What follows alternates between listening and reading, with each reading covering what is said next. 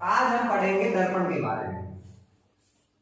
अगर बात करें दर्पण की, तो दर्पण प्रकाश की वह युक्ति है जो प्रकाश की किरणों को परावर्तित करती है।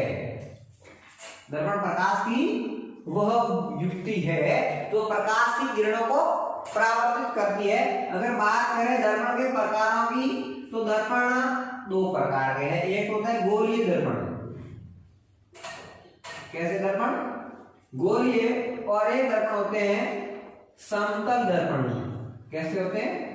समतल दर्पण। गोलीय दर्पण है, उनके दो भाग है, उत्तल और अवतल। मैं थोड़ा आपको गोलीय दर्पण के बारे में विस्तृत जानकारी पहले से दे देना चाहता हूं, ताकि इनके बारे में आगे जब हम पढ़ें कि गोलीय दर्पण क्या है और ये कैसे कार्य करते हैं, इससे प्रतिबिंब कैसे बनते हैं, उससे पहले गोलीय दर्पण क्या है इसके बारे में आपको थोड़ी सी जानकारी दे देता हूं। अगर बात करें समतल दर्पण की, तो 2-4 मिनट में आपको पहले से समतल दर्पण के बारे में बता देता हूं, क्योंकि ये ज्यादा हार्ड टॉपिक है, छोटा सा टॉपिक है। देखो, समतल दर्पण की खास चीज ये होती है कि जैसे ये समतल दर्पण है, यहाँ पे सीधा, अगर इधर कोई व्यक्ति खड़ा है, मान लो या कोई वस्तु है, तो जो समतल दर्पण है इसके अंदर जो इसका प्रतिबिंब बनेगा वो वस्तु के समान साइज का होगा। सबसे बड़ी खासियत ये है। दूसरी बात, जो बनने वाला प्रतिबिंब होगा वो हमेशा सीधा होगा। ये बात ध्यान रहे, समतल दर्पण के अंदर बनने वाला प्रतिबिंब वस्तु के बराबर साइज का और सीधा होता है।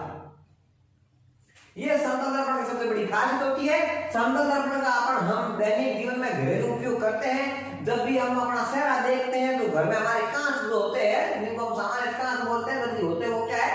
दर्पण है। और उनके अंदर हम जो चेहरा देखते हैं वो क्या है? हमारा समतल दर्पण, वो एकदम सीधा है। हो गया समतल दर्पण। अब बात करें, ये समतल दर्पण का सबसे बड़ा गुण होता है, धारणा। समतल दर्पण का सबसे बड़ा गुण होता है कि जो वस्तु है वो उस वस्तु का जो प्रतिबिंब है, प्रतिबिंब समझते हैं, जिसका अपने कांच के अंदर जो अपना दर्पण के अंदर जो अपना फोटो बनता है अपना खुद का, वो उसको प्रतिबिंब बोलते हैं। वो प्रतिबिंब इस वस्तु के बराबर साइज का होता है और सीधा होता है। और एक बात हमेशा ध्यान रहे कि अगर अपन प्रतिबिंब के बारे में पढ़ रहे हैं और दर्पण टॉपिक है, तो हमेशा ये ध्यान रहे, जितने भी प्रतिबिंब सीधे होते हैं, जितने भी प्रतिबिंब सीधे होते हैं, वो कभी वास्तविक नहीं हो सकते। वो हमेशा कैसे होते हैं? आभासी होते हैं। तो आप समझ गए होंगे कि समतल दर्पण के अंदर प्रतिबिंब कैसा होता है? आभासी प्रतिबिंब होता है। और कैसा होता है? सीधा होता है और वस्तु के बराबर साइज का होता है। समतल दर्पण से यही डिफरेंस होता है और यही समतल दर्पण है। आपको इतना ही ध्यान रखना। अब बात करें गोलीय दर्पण क्या है, तो नाम से ही अपन को इसमें ध्यान लगा सकते हैं। गोली मतलब गोल है, समतल मतलब सीधा है, समतल सीधा हो गया, गोलीय मतलब ऐसा गोल। अभी बनता कैसा, इसके बारे में आप थोड़ी विस्तृत जानकारी दे दूं, ताकि आगे प्रतिबिंब बनाने और उसको विस्तृत जानकारी समझने करने में अपने वो काम आएगा कि गोलीय दर्पण क्या है।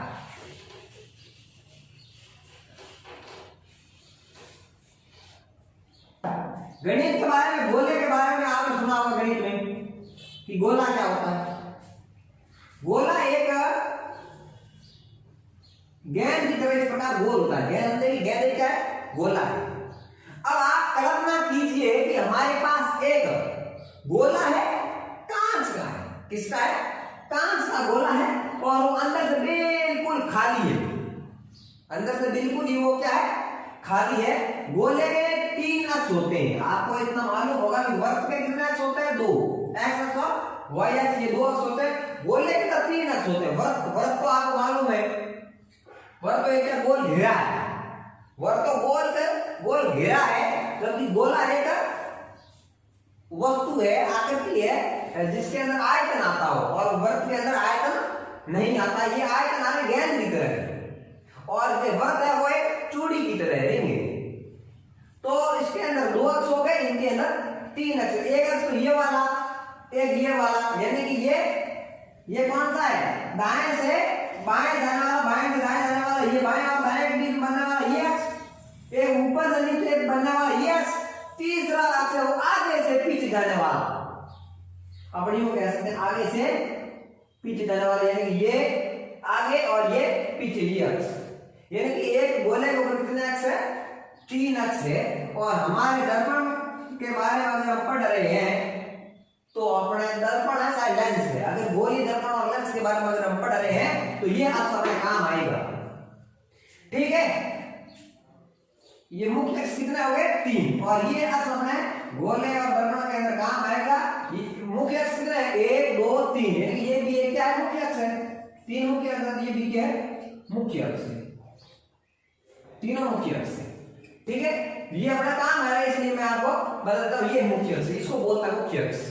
कई बार जब दर्पण और लेंस पढ़ते हैं तो उसके अंदर एक मुख्य अक्ष नाम की चीज आती है, अपन कंफ्यूज ये मुख्य अक्ष क्या है, तो अब आप ये समझ रहे हैं कि गोले का एक तीनों अक्षों में से एक प्रमुख अक्ष होता है, इसको मुख्य अक्ष कहते हैं, और ये वो मुख्य अक्ष जो अपने आगे काम आएगा, ये सेम ही है।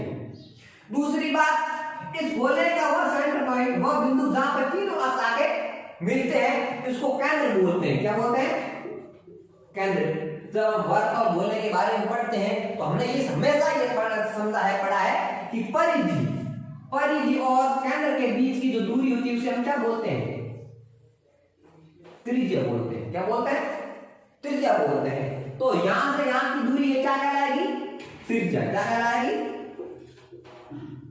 त्रिज्या, जिसको वक्रता त्रिज्या बोलते हैं। क्या बोलते हैं, वक्रता त्रिज्या। अब अपन को याद रखना है कि ये क्या है, वक्रता त्रिज्या यानी कि r, ये क्या है, केंद्र यानी सेंटर C, और ये हमारा क्या है, मुख्य अक्ष। ये इतनी चीज आपको समझ में आ गई होगी, ऐसे में कल्पना करता हूं। और एक बात और है कि ये जो भाग है ये इतना अनंत बिंदु है किस पर, इस त्रिज्या पर। इस त्रिज्या पर क्या है, बहुत सारे बिंदु है, उनमें ये एक मुख्य बिंदु है। मुख्य बिंदु क्यों है कि यहां से क्या गुजर रहा है, अपना अक्ष गुजरता है। क्या गुजरता है, अक्ष गुजरता है, और इसका नाम है, ये है अपना ध्रुव, यानी कि पोल। ध्रुव को क्या बोलते हैं, पोल, यानी कि इसको हम किससे दर्शाएंगे, P से। अब यानी कि ये ऐसा गोलीय दर्पण और गोलीय लेंस के बारे में जब हम पढ़ते हैं तो उसके अंदर जो छोटी छोटी चीज आती है, जो बिंदु आते हैं, उनके बारे में आपको ज्ञान हो गया होगा। यानी कि ये क्या है, बहुत सारे ध्रुव है भाई। हमेशा क्या होता है, अक्ष के ऊपर क्या होता है, ध्रुव। जब हम ग्लोब पढ़ते हैं तो ग्लोब के ऊपर क्या है, एक ऊपरी ध्रुव होता है, एक ऊपरी ध्रुव, उत्तरी ध्रुव होते हैं, एक नीचे का ध्रुव जिसको दक्षिणी ध्रुव बोलते हैं, यानी कि वो भी पोल है। ठीक इसी प्रकार इसके कितने पोल है, 2 ये पोल है, 2 ये पोल है, 2 ये पोल है। कितने पोल हो गए इसके, 6 पोल हो गए। 6 अक्ष है, 6 अक्षों पे 6 पोल हो गए। ये क्या है, हमारा पोल है, यानी क्या है, ध्रुव। इतना आप जान गए होंगे। अब अपन इसको आसानी से और अच्छा पढ़ेंगे।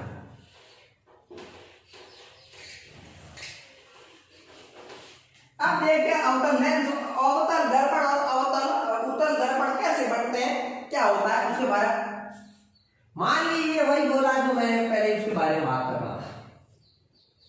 अगर इस गोले को यहां से काट दें और इस टुकड़े को हम यहां ले आए, क्या ले, अब इसको दिमाग में से हटा लो और इसके ऊपर कल्पना करो कि ये क्या है, मुख्य अक्ष। ये क्या है, मुख्य अक्ष। इस गोले का एक टुकड़ा है, मगर मुख्य अक्ष जो है इस टुकड़े की बात करें तो भी इस, जब अगर बात करें इस टुकड़े का वक्रता त्रिज्या क्या है, इस टुकड़े का पोल कौन सा है, इस टुकड़े की वक्रता त्रिज्या कौन सी है, इस टुकड़े का मुख्य अक्ष कौन सा है, इस टुकड़े का केंद्र कौन सा है, ये सारे किसी के होंगे, इसी गोले के जो है वही इसी के रहने वाले हैं। यानी कि ये क्या है, पोल P, ये क्या है, सेंटर, केंद्र, ये क्या है, इसके बीच की जो दूरी है त्रिज्या, वक्र का त्रिज्या। और इसको हम क्या बोलेंगे? मुख्य अक्ष। तो इतना आप समझ जाओगे, यानी कि इनके जो प्रमुख बिंदु इनके हम मैंने नाम दे दिए। अब इससे अवतल दर्पण और उत्तल दर्पण कैसे बनते हैं? मान लीजिए मैंने उस गोले के दो टुकड़े ले लिए, एक ये और दो टुकड़े ले लिए। अब देखो अभी तक तो ये क्या है, गोले के गोला एक गोला है, उसके टुकड़े हैं और मैं उसके अंदर झांक रहा हूं, मेरे को आर पार दिख रहा है। अभी तक दर्पण नहीं बने, अभी तक ये क्या है, गोले के टुकड़े हैं। अगर मैं इस टुकड़े के या आगे पीछे वाले भाग या आगे वाले भाग किसी एक भाग पर अगर मैं रजत पॉलिश कर देता हूं, तो जिस भाग पे मैं वह रजत पॉलिश करूंगा उसका जो विपरीत वाला भाग जो होगा वो क्या काम करेगा? परावर्तन का काम करेगा। क्या करेगा? परावर्तन का काम करेगा। यानी कि अगर मैं इस भाग पर पॉलिश करता हूं तो आप मेरे को बताओ, अगर इसके अंदर हम झांकेंगे तो इस साइड से झांकेंगे तो अपन को सारा दिखेगा, इस साइड से झांकेंगे तो अपन को सारा दिखेगा। सीधी सी बात है, इधर तो पॉलिश आ गई, इधर से क्या कुछ दिखेगा नहीं, इधर से देखेंगे तो अपन का सारा उसके अंदर दिखेगा। यानी कि ये जो भाग है ये क्या काम कर रहा है? परावर्तन का काम कर रहा है। कौन सा भाग? ये भाग। इसलिए इस भाग क्या बोलते हैं? परावर्तक पृष्ठ। इस भाग को क्या बोलते हैं? परावर्तक पृष्ठ। अब वही बताइए मेरे को, परावर्तक पृष्ठ कौन सा इसका? उभरा हुआ वाला है या धसा हुआ वाला है?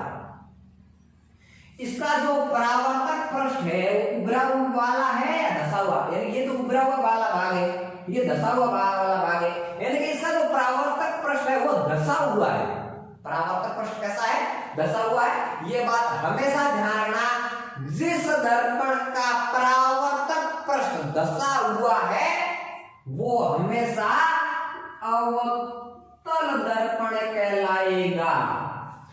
अगर मैंने लेंस के बारे में बात नहीं की है, अगर लेंस भी होता और उसका अगर भाग जो उसके तल है वो धसे हुए होते तो उसको भी हम अवतल लेंस कहते हैं।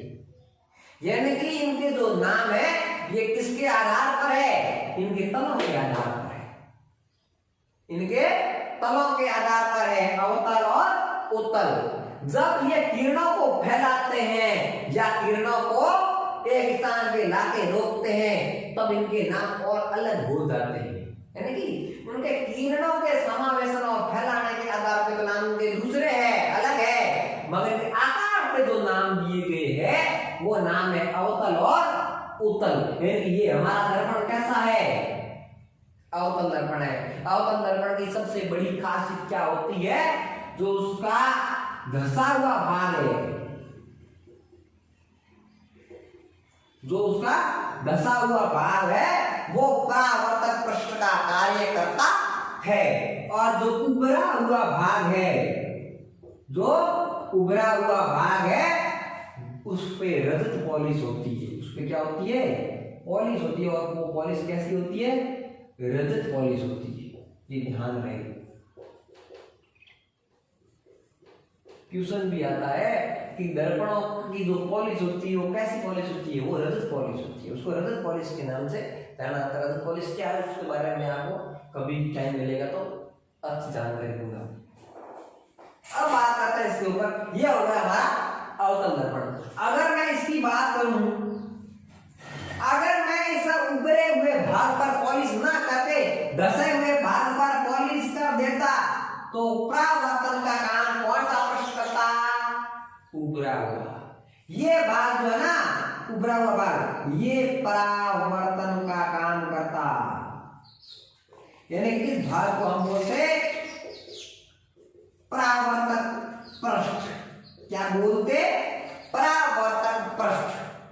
और ये उभरा हुआ भाग है, परावर्तन का कार्य कर रहा है। यानी कि हम इधर से खड़े रहकर इन उभरे हुए भाग पर अपना चेहरा देख पाते, यानी देख लेते हैं। इसलिए इसका नाम क्या है? उत्तल, यानी उभरा हुआ तल। उत्तल ऊंचा, उभरा हुआ तल उत्तल। अवतल यानी कि अंदर का तल, अंदर धसा हुआ तल अवतल, यानी इसी हिसाब से इनके आकार के आधार पर ही इनके नाम पड़े। इनके परावर्तक पृष्ठ कौन से है, तल कौन से है, उन पृष्ठ और तल है। पृष्ठ और तल को एक चीज, ये तल है, ये क्या पृष्ठ है, इनके आधार पर इनके नाम दे दिए। इनका जो उभरा हुआ तल परावर्तन का कार्य कर रहा है, इसलिए इसका नाम क्या दे दिया, उत्तल। उभरा हुआ तल यानी कि उत्तल। इनका धसा हुआ तल परावर्तन का कार्य कर रहा है, यानी कि इसका नाम क्या दे दिया, अवतल। इतना आपको समझ में आ गया कि उसका उत्तल दर्पण कौन सा होता है और अवतल दर्पण कौन सा होता है। अब मैं आपको इनके जो प्रतिबिंब है उनकी बात, प्रतिबिंब से पहले मैं आपको उनके नियमों की बात करूंगा कि इस पे कौन से भाग पर किरण आएगी, किधर जाएगी, क्या करेगी, उस किरणों के पथ के बारे में मैं आपको थोड़ा जानकारी दूंगा, ताकि हम जब आगे प्रतिबिंब के बारे में पढ़े तो हमको उससे हेल्प मिले। जैसे देखिए, मैं दोनों दर्पण को बना के आपके सामने नियमों की बात करूंगा। ये हमारा दर्पण कैसा है, अवतल दर्पण। ये हमारा दर्पण कैसा है,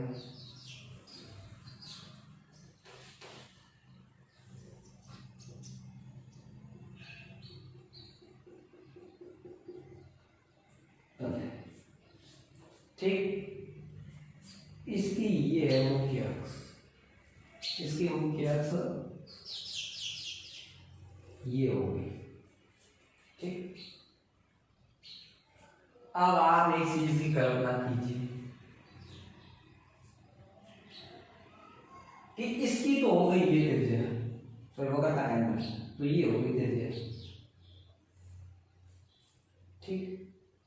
इसकी वक्रता केंद्र कहाँ है, त्रिज्या का, इसकी वक्रता केंद्र यहाँ, ठीक। तो ये हो गई इसकी वक्रता त्रिज्या, मगर परावर्तक पृष्ठ ये है, और जिस साइड परावर्तक पृष्ठ होता है काम तो सारा उस साइड होगा, किरण सारी उस साइड से आएगी, इसलिए जितनी दूरी यहाँ से इधर है और जो हमने यहाँ जो वास्तविक यहाँ जितनी दूरी है और जो वास्तविक त्रिज्या है उतनी हम यहाँ आभासी त्रिज्या मानते हैं। आप समझ रहे होंगे, यानी कि ये भी वक्रता केंद्र है, ये वक्रता केंद्र है, ये वास्तविक वक्रता केंद्र है और ये आभासी वक्रता केंद्र है। क्या वक्रता केंद्र इधर हो नहीं सकता, मगर प्रतिबिंबों को बढ़ाने और समझने के लिए जरूरी है, ठीक।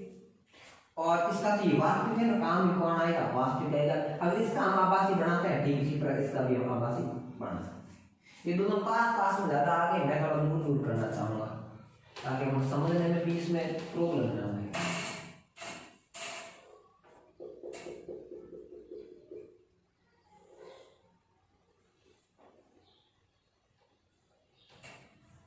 ठीक है। अब आपको मैं एक जानकारी देता हूँ, आप समझा देता हूँ कि ये तो हमारी आर हो गई यहाँ से यहाँ वाली, लिखने की कोई जरूरत है नहीं। अगर आपको मैं लिख के बता देता हूँ, ये आर है, ये पोल पी ध्रुव और ये हमारा सेंटर सी, ठीक। उसी प्रकार इधर सेंटर सी पोल दोनों एक देने वाला है और ये हमारी आर,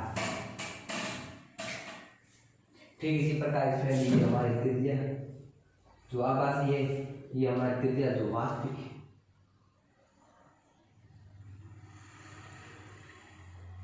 और ये पोल पी जो वास्तविक है, ठीक। अब मैं आगे इसके अंदर एक नई चीज जोड़ना चाहूंगा और वो कैसी है, क्या है। आप इस अवतल दर्पण में ध्यान दें,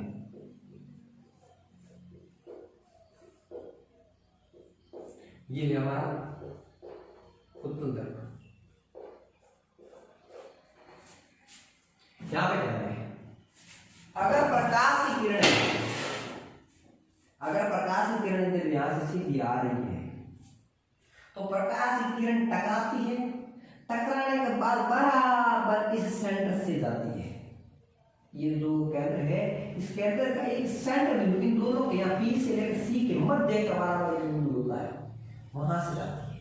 कौन सी किरण है ये क्या हमारी, ये क्या हमारी मुख्य अक्ष, मुख्य अक्ष के समांतर आती है। मुख्य अक्ष के समांतर आने वाली समस्त किरणें यहाँ टकराने के बाद में, ये परावर्तक पृष्ठ है, यहाँ टकराने के बाद हमेशा इस दूरी जो हमारी त्रिज्या है, इस त्रिज्या के बराबर बीच में से होकर गुजरती है।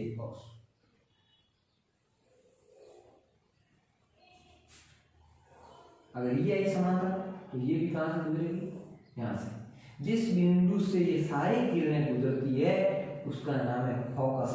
क्या है, फोकस। क्या नाम है, फोकस।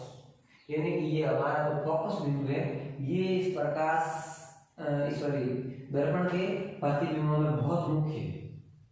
अगर आप उनसे फोकस क्या है तो आप ये कहना, मुख्य के समांतर आने वाली समस्त किरणें जब अवतल दर्पण के एक ही भाग से, एक ही जगह से, एक ही स्थान से गुजरती है, उस स्थान को क्या बोलते हैं, फोकस। इस परिभाषा को हम यूं भी कह सकते हैं कि वक्रता त्रिज्या का बराबर आधा भाग, वक्रता त्रिज्या के ऊपर बराबर बीच का बिंदु, जिसको क्या बोलते हैं, फोकस। अगर तीसरी परिभाषा दें, हम यूं भी कह सकते हैं कि केंद्र तथा ध्रुव के मध्य का बिंदु, जिन्हें हम क्या बोलते हैं, फोकस। यानी कि हम फोकस की विशेषता है कि इन दोनों के बराबर सेंटर में होता है, इस त्रिज्या के बराबर सेंटर में होता है, और आने वाली समस्त मुख्य अक्ष के समांतर आने वाली समस्त प्रकाश की किरण हमेशा फोकस से होकर गुजरती है। ठीक इसी प्रकार उसके अंदर भी ये सारा सिस्टम होता है। थोड़ा अच्छा है और थोड़ा समझने पूर्वक और है बहुत अच्छा, इसलिए थोड़ा आप इसे ध्यान दीजिए। प्रकाश की किरण यहाँ पे, अब आप कल्पना कीजिए क्या वो यहां से गुजरेगी। आप कल्पना कीजिए क्या ये इसी पीछे चले जाएंगे, ये संभव है। और आप कल्पना कीजिए, सोचिए, अगर आप सोचेंगे ना तो एक दिमाग कहेगा, अगर मैं वो कह दूं ना कि यहां से गुजरेगी, तो भी आपका दिमाग कहेगा यहां से कैसे गुजरेगी, जाने इधर से आई टकरा के उधर जानी चाहिए। आपका दिमाग ऑटोमेटिकली हमें इधर खींचता है, और रियल में ये प्रकाश किरण जाती भी उधर है, मगर वो मुख्य वो फोकस पे कैसे जाती है, वो आप ये जाती तो ऐसे है, इधर से आई और इधर जाती है सारी। अगर नीचे से आती इधर से मुख्य अक्ष समांतर तो भी वो इधर से जाती है, मगर ये जाती तो इधर है, मगर जब ये इधर तो चली इधर आती है, मगर इसके जाने का आभास होता है, हमें ऐसा आभास होता है। ये है इसका फोकस, और जितनी दूरी इधर है उतनी दूरी हम इधर दे दें तो ये यहां हो जाता है फोकस। यानी कि हम यह कह सकते हैं, ये हम एक नियम बना सकते हैं, हम इसमें एक नियमों में ये नियम जोड़ सकते हैं कि अगर कोई प्रकाश की किरण मुख्य अक्ष के समानांतर आती है तो वो वापस कहां से होकर आती है, फोकस से।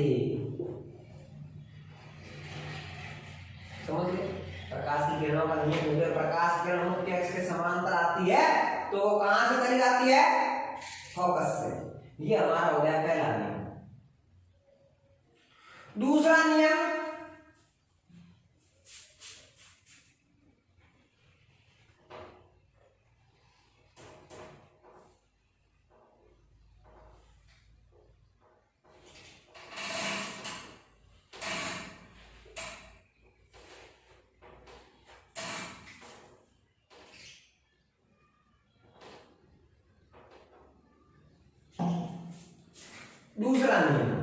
ये तो मुख्य अक्ष के समानांतर है।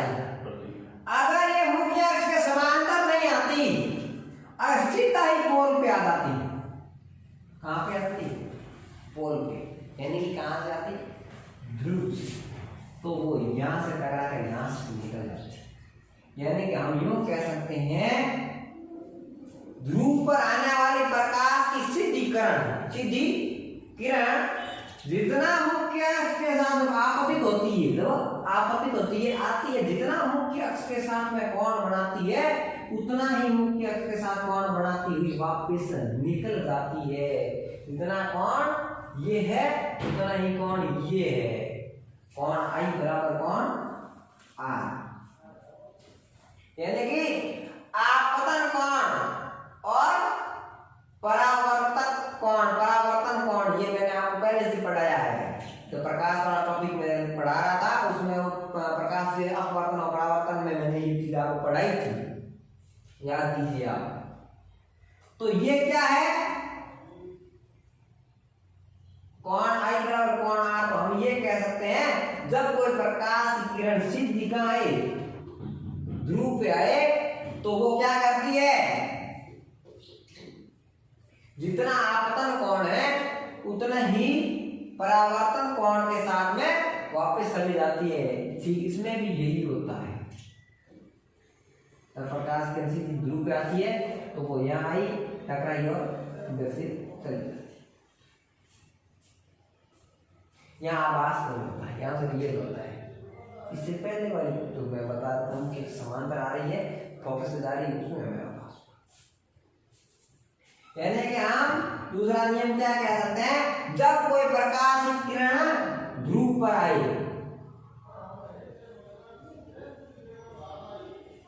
कहां पर आए? ध्रुव पर सीधी आए, तो वापस कहां से गुजरेगी?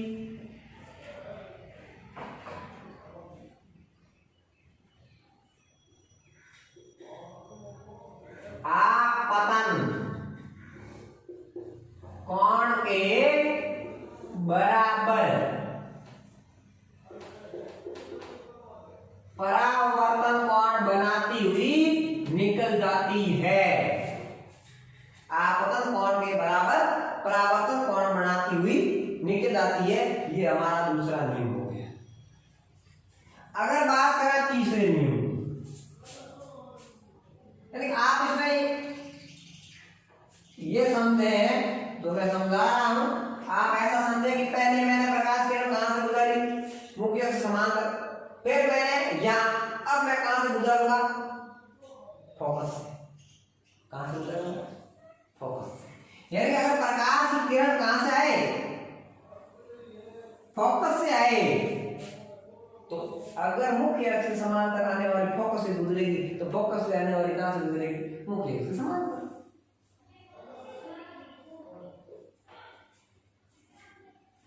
यानी कि अगर प्रकाश की किरण क्या होती है, अगर फोकस से आती है, कहां से आती है? अगर फोकस, तो मूल फोकस तो ये है। अगर प्रकाश की किरण कहां आती है? फोकस पे आती है। कहां आती है? फोकस पे आती है। फोकस तक बेचारी जा तो नहीं पाती है, फोकस पर जा तो नहीं पाती है, उससे पहले ये मुख्य अक्ष से समानांतर हो जाती है। यानी कि मैं ये कह सकता हूं, अगर हम प्रकाश की किरण फोकस से गुजारते हैं तो वो मुख्य अक्ष के समानांतर निकलती है। अब हम कहते हैं प्रकाश यानी दर्पण की किरणों का चौथे नियम की बात। तीन नियम हो गए, चौथा नियम। सबसे पहले हमने प्रकाश किरण कहां से गुजारी थी? मुख्य अक्ष के समांतर। फिर हमने प्रकाश की किरण कहां से गुजारी? ध्रुव पर, पोल पर। फिर हमने प्रकाश की किरण कहां से गुजारी? फोकस से। अब हम प्रकाश की किरण कहां से गुजारेंगे? केंद्र से। कहां से? वक्रता केंद्र से। अगर मैं यहां से वक्रता केंद्र से अगर प्रकाश की किरण गुजारता हूं, हम जब गुजारते हैं तब वो यहाँ टकराते हैं, टकराने के बाद पुनः उसी वक्रता केंद्र से वापस चली जाती है, निकल जाती है। एक चीज मैं आपको और बता दूं जो हमारे काम की है। अगर ये दूरी यहां से f है, इसलिए इसको हमने क्या दे दिया, फोकस दूरी। ये कितनी होगी, 2f। ये फोकस दूरी है, ये पूरी क्या है, वक्रता, सॉरी त्रिज्या, वक्रता त्रिज्या है। ये फोकस दूरी है, इसका नाम फोकस दे दिया। ये इतनी फोकस दूरी यहाँ है, इतनी यहाँ है फोकस दूरी, यानी कि ये एक फोकस दूरी ये वाली, एक फोकस दूरी ये वाली। अगर एक फोकस दूरी से एक फोकस बनता है, कितने हो जाएंगे, 2 हो गए। यानी कि हम वक्रता केंद्र को 2f से भी पुकारते हैं, नहीं जाना जाता है। वक्रता केंद्र को हम क्या कह सकते हैं, 2f। ये ध्यान रहे, क्योंकि कभी कभी वक्रता केंद्र c की तरफ 2f लिखा हुआ होता है, हम कंफ्यूज होते हैं 2f क्या है, या हम 2f के बारे में बताएं, वक्रता c के बारे में नहीं मतलब कंफ्यूज ये भी होता है, तो c क्या है। तो आप ध्यान रहे कि 2f और c दोनों एक चीज, यानी कि जब प्रकाश का नियम क्या है हमारा, जब प्रकाश की किरण 2f से गुजरे, यानी कि कहां से गुजरे, c से, तो वो वापस 2f या c जो भी हम कहें से निकलती है। 2f से आने वाली 2f से ही निकलेंगी। ये हमारे दर्पण के 4 प्रमुख नियम हो गए। इन नियमों के आधार पर हम क्या करेंगे, प्रतिबिंबों के बारे में जानेंगे, यानी प्रतिबिंब कैसे बनते हैं।